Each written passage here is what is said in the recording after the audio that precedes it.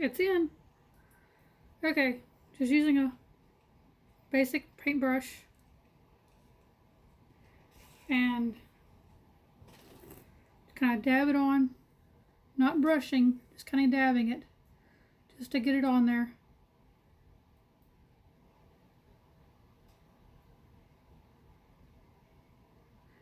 It takes a few minutes to do, I mean, especially with the larger ones. I mean, small stuff doesn't take very long to do it all, but of course I'm not doing a little one right now. I'm doing a sort of large one. But yeah, it's one of those, you kind of dab it on kind of thick to make sure you get it all in the lines, you don't see no air through it. And start on one side and go the other. I actually add a little bit extra material on the edges, so I'm not taping mine up, but I've done this a few times now. But so if you're not comfortable leaving the edges because you're afraid you're going to get it on there, because whatever this touches is going to etch. It don't matter if it's a drip or dot or whatever. It's going to be permanent. It's not going to come off. Feel free to go ahead and tape up those edges. I've used painter's tape. I've used my paper transfer tape that's left over from putting it on. You know, you just need to cover up your edges. Now, I got one that's kind of curing right now, so here in a minute once I get this on, I'm going to move it around, and maybe it'll be time for it to come off so I can show you how to rinse and take these apart.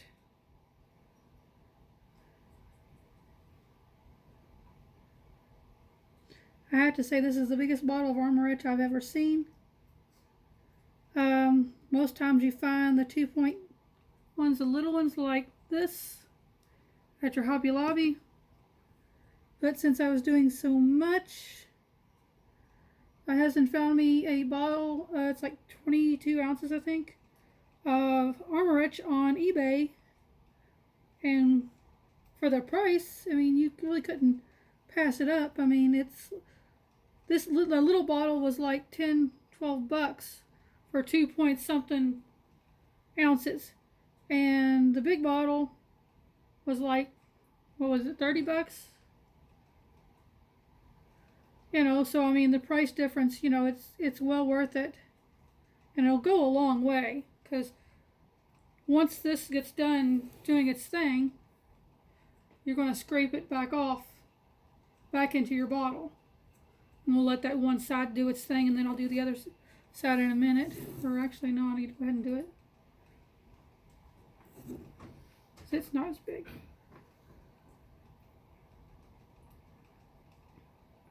But yes, I'm working on Christmas presents, so it's one of those things that I am doing them in bulk, you know, so it's one of those things I'm doing a bunch all at one time. You know, normally it'd be 1 or 2 here, 1 or 2 there. But Christmas, you know, it's one of those, it's quick, easy, and something that you can't just go to a store and buy.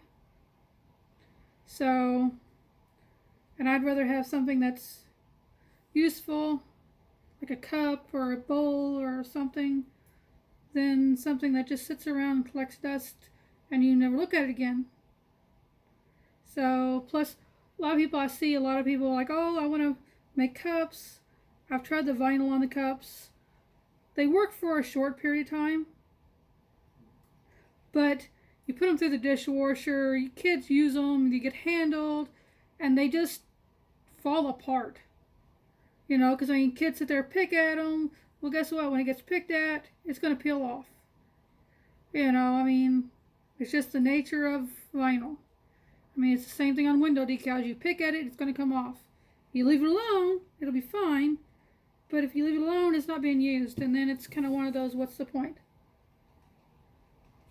Okay, so I'm gonna put this back in here. Set this over to the side for a minute. Bring this one back over here. So every so often you want to move it around just to make sure, you know, it's getting moved.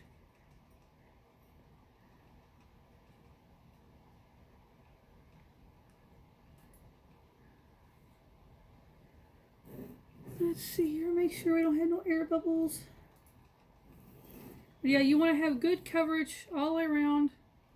I mean, like I said, it makes it look like a mess.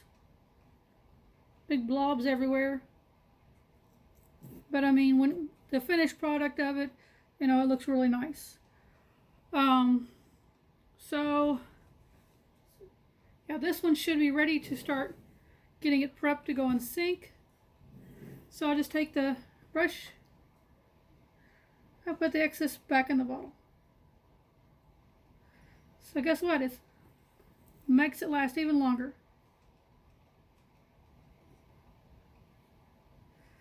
You know, I mean, it's one of those. It's been on about, I'd say, I put it on about 10 minutes ago. So it should be pretty well ready to come back off now.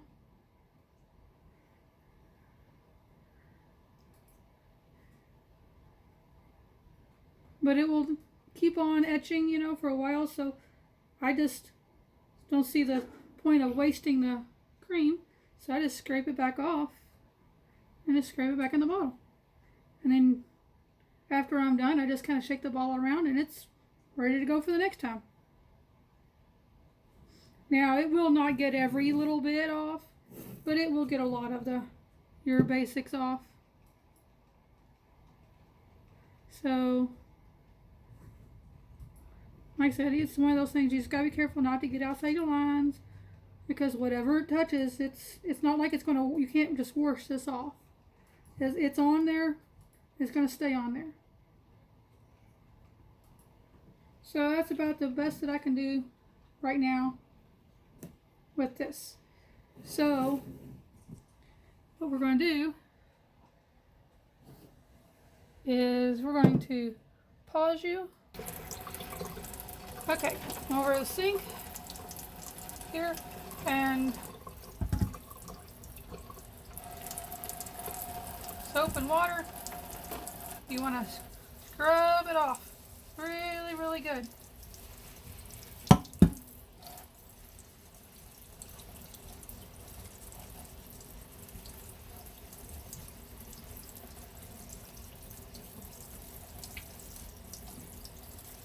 Now I will tell you, while it's wet, it will look like you didn't do anything. The first time I did this, I'm like, oh gosh, should I not leave it on long enough? Did it not take? It's one of those. At this point, you know, you can see it's frosted a little bit on this bigger one, but the smaller ones you really can't see. It's kind of one of those, oh gosh, should I get it?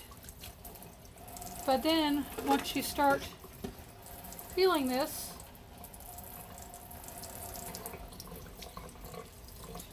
you can see kind of an outline of your shape. And as long as the stuff's on there, it will keep on etching. So it's one of those things that when you get done, go back over it again. Even though we went over it once, go over it again just to make sure there's no left pieces of that etching cream, because it will keep getting darker. You know, I mean, it will sit there and etch and etch and etch. And you don't want it to keep etching, because then it'll look funny on the one side, because it'll be darker in one spot than the rest. These little pieces are a pain sometimes, but it's just the nature of it.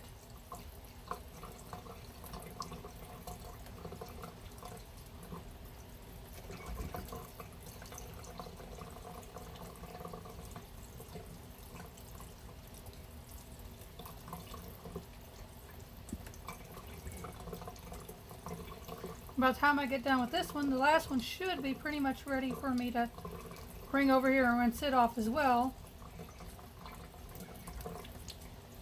You know, the longer you leave it on there, I think sometimes, you know, it's the darker it'll get.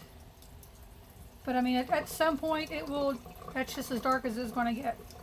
So 10-15 minutes, you know, should be the most that you're going to need for this. I would say, now I do know some glass, like some Pyrex glasses, they have some kind of coating on them, so they won't etch. So now we got it all cleaned off. It's going to be, scrub her down again. Make sure she gets all that etching cream off.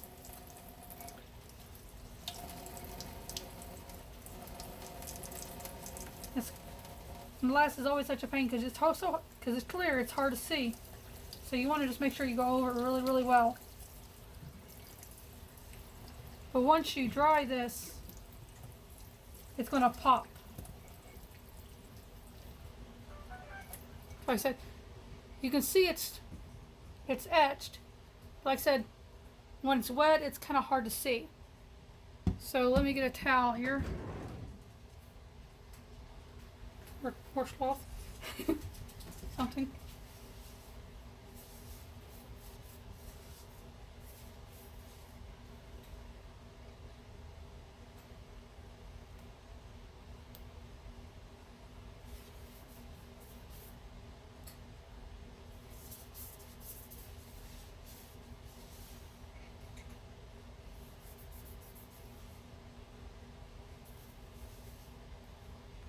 So now that she's dry, you can actually see that it is completely etched all the way around. That's pretty much it. It's one of those couple steps things, but the final result is well worth it.